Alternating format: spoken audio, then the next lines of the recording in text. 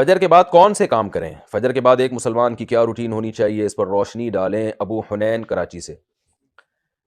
دیکھیں حدیث سے تو یہ بات ثابت ہے کہ فجر کے بعد کا وقت ذکر اللہ صلی اللہ علیہ وسلم نے ارشاد فرمایا کہ جو شخص فجر کی نماز کے بعد اسی جگہ جہاں نماز پڑھی ہے بیٹھے بیٹھے اللہ کا ذکر کرتا ہے یہاں تک کہ جب سورج ایک نیزہ بلند ہو جاتا ہے، اشراق کا وقت داخل ہوتا ہے، 2 رکعت پڑھتا ہے تو اللہ اس کو ایک حجر۔ بہت سارے اسلاف اسی پر عمل کرتے تھے کہ فجر کی نماز کے بعد اللہ کا ذکر کیا کرتے تھے، یہاں تک فقہا نے لکھا ہے کہ فجر کی نماز کے بعد تلاوت کرنے سے بہتر ہے ذکر کرنا۔ زندگی میں کامیاب ہونا چاہتے ہیں تو فجر کی نماز کے بعد یہ کام کریں۔ دوستوں وہ کون سا کام ہے جو فجر کے بعد کرنا چاہیے؟ تو آج ہمیں بتائیں گے مفتی طارق مسعود صاحب کی اس ویڈیو اس بیان میں۔ چلے چلتے پہلے چھوٹی سی ویڈیو کلپ دیتے ہیں، باقی باتیں بعد میں کرتے ہیں۔ چینل کو اپنے جلدی سے سبسکرائب کرنا، لائک کرنا، دوستوں کے ساتھ شیئر کرنا۔ چلیے چلتے ہیں ویڈیو کی طرف، لیٹس پلے۔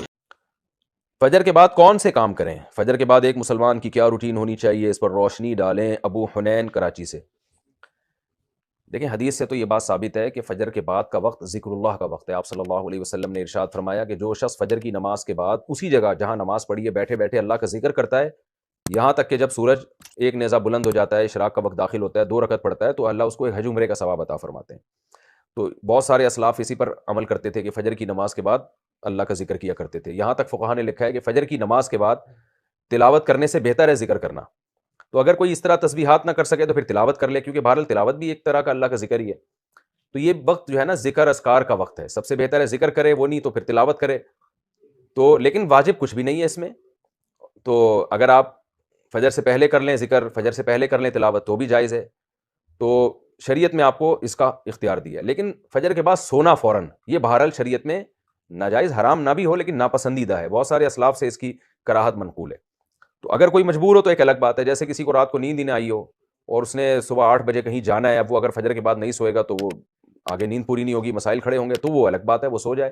لیکن نارملی فجر کے بعد سونے کا معمول بنا لینا یا بلا ضرورت یہ کام کرنا شریعت میں پسندیدہ نہیں ہے۔ بہت سارے اسلاف نے اس کو ناپسند کیا ہے کیونکہ مبارک وقت ہے، اللہ اللہ کرنے کا وقت ہے، کچھ نہیں آپ کرتے ایکسرسائز کر لیں اس وقت، صبح واک کر لیں جا کے، اچھی ہوا ہے، تازہ ہوا ملے گی آپ کو، جاگنگ کر لیں اس وقت جا کے، پورا دن آپ کا اچھا گزرے گا۔ تو یہ اس قسم کی ایکٹیویٹیز کرنی چاہیے۔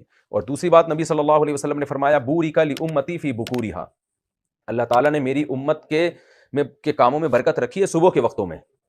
تو جتنے بھی کام جو صبح کے وقت میں کیے جائیں اس میں اللہ نے برکت بہت رکھی ہے، تو اس میں ایکسرسائز بھی کی جا سکتی ہے، اس میں پڑھا بھی جا سکتا ہے، کاروبار بھی کیا جا سکتا ہے۔ لوگ کہتے ہیں ہم اس وقت کاروبار کیسے کریں، دکانیں بند ہوتی ہیں، تو بھائی کاروبار کی پلاننگ کر رہے ہیں اس وقت بیٹھ کے آپ، ٹھیک ہے، دکان نہ کھولیں، کوئی ہے ہی نہیں کسٹمر آپ کو، کراچی میں تو آپ صبح اگر بیٹھیں گے دکان کھول کے ایک بندہ بھی نہیں ملے گا۔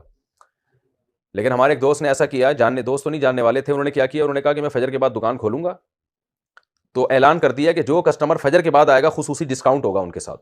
تو اس میں لوگ اس بہانے جلدی جلدی جانے لگے، تو وہ ان کا اتنا رش ہو گیا کہ ان کا اس طرح سے کاروبار میں جو نقصان ہو سکتا تھا اس کی تلافی اس طرح سے ہو گئی۔ تو بہت سارے طریقے انسان جب کھوپڑی استعمال کرتا ہے تو طریقے سامنے آتے ہیں، اور کھوپڑی استعمال بھی فجر کے بعد بہت اچھے طریقے سے ہو جاتی ہے، بلکہ سردیوں میں تو فجر سے پہلے آپ کو کھوپڑی استعمال کرنا شروع کر دینی چاہیے، کیونکہ سردیوں میں راتیں بہت لمبی ہوتی ہیں۔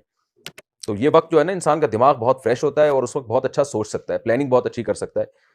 تو یہ کام فجر کے بعد یا فجر سے پہلے یا فجر کے بعد یہ کام کرنے چاہیے۔ جیسا کہ دوستوں مفتی طارق مسعود صاحب نے اس ویڈیو اس بیان میں بتا دیا کہ فجر کی نماز کے بعد آپ تلاوت کریں، اس کا بہت زیادہ ثواب۔ بہرحال جو سا یہ لوگ سو جاتے ہیں، تو یہ ایک تو یہ کہ اسلام میں اس کا کوئی آرام وہ نہیں قرار دے گیا، باقی انہوں نے بتایا کہ جو نماز کے بعد جو سے ہے تلاوت وغیرہ کرنا اس کا بھی کوئی فرض نہیں ہے کہ یہ آپ نے کرنا ہے۔ فجر کے بعد آپ نے لازمی مطلب کہ تلاوت کرنی ہے کچھ، تو وہ آپ کا اپنا ایمان ہے، مطلب اپنے آخرت کی تیاری کے لیے تو آپ بالکل تو وہ تو پڑھنا جائز ہے۔ تو دوستوں انہوں نے یہ کہا کہ فجر کی نماز کے بعد جو لوگ سو جاتے ہیں تو وہ بالکل صحیح نہیں ہے۔ ہاں اگر تھکا ہو بندہ تو پھر سو سکتا ہے، باقی یہ کہ فجر کے بعد سونا بھی جائز نہیں ہے۔ دوستوں میں امید کرتا ہوں اس ویڈیو اس بیان کی آپ کو صحیح سمجھ آ گئی ہوگی۔ اسی طرح کی مزید ویڈیو دیکھنے کے لیے میرا یوٹیوب چینل ضرور سبسکرائب کریں، لائک کریں، دوستوں کے ساتھ شیئر کریں۔ تو آج کے لیے اتنا ہی، ملتے ہیں اگلی ویڈیو میں، دیجیے اجازت، اللہ حافظ۔